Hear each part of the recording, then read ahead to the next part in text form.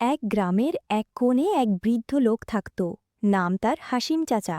বয়সের ভারে তিনি নুয়ে পড়েছেন, তবু প্রতিদিন ভোরবেলা উঠেই নিজের মাটির ছোট্ট ঘর ঝাড়ু দেন, উঠোনে গাছগাছালির যত্ন নেন, আর দুপুরে স্কুল থেকে ফেরা শিশুদের জন্য কিছু না কিছু রাখেন, কখনো মুড়ি চানাচুর, কখনো তাজা আমড়া।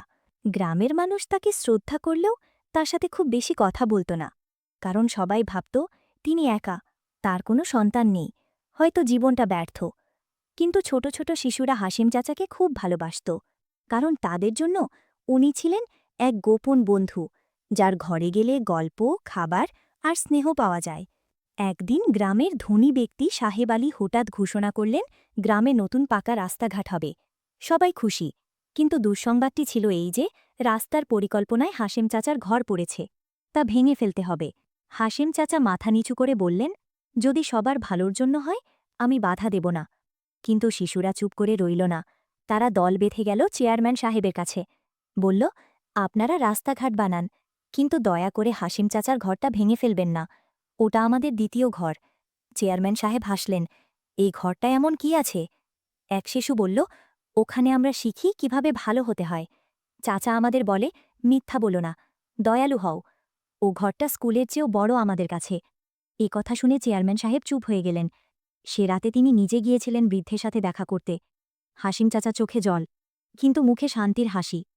পরদিন চেয়ারম্যান ঘোষণা দিলেন, রাস্তাঘাট হবে, কিন্তু হাসিম চাচার ঘর অক্ষত থাকবে, বরং তার চারপাশে ফুলের বাগান করে দেওয়া হবে, যাতে ওখানে গ্রামের শিশুরা খেলতেও শিখতে পারে।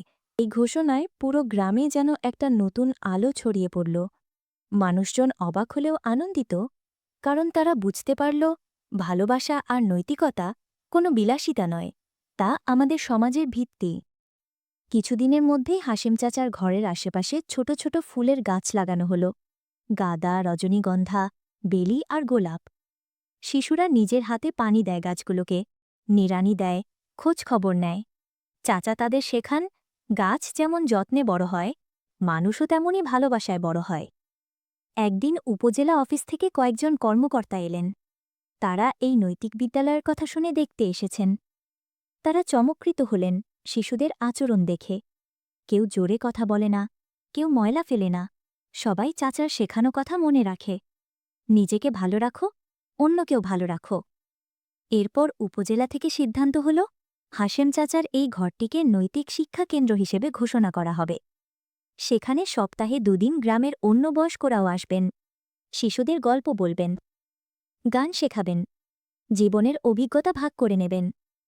চাচা প্রথমে লজ্জা পেলেও পরে রাজি হলেন। বললেন, যদি আমি এই বয়সে কারো জীবনে একটু আলো দিতে পারি, সেটাই আমার সবচেয়ে বড় পাওয়া। গ্রামের মানুষ যারা আগে ভাবত চাচার জীবন ব্যর্থ, তারা এখন তাকে দেখে নতুন চোখে একজন নিঃসঙ্গ বৃদ্ধ, যিনি কারো বাবা নন, তবু শত শত শিশুর নৈতিক অভিভাবক। মানুষ এখন তার কাছে এসে পরামর্শ চায়।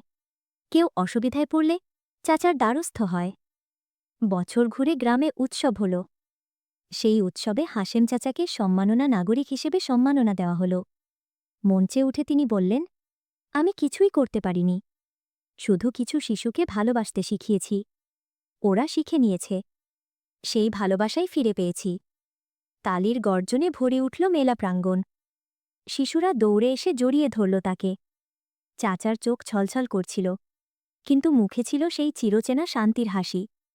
এভাবে এক মাটির ঘর, এক সাদামাটা বৃদ্ধ আর একদল শিশুর ভালোবাসা বদলে দিল পুরো গ্রামটাকে। হাসেম চাচার ঘর তখন শুধু একটি স্থাপনা নয়, তা ছিল সময়ের গড়া এক আদর্শ, যেখানে ভালোবাসা, শিক্ষা আর মানবিকতা একই ছাদের নিচে বাস করত।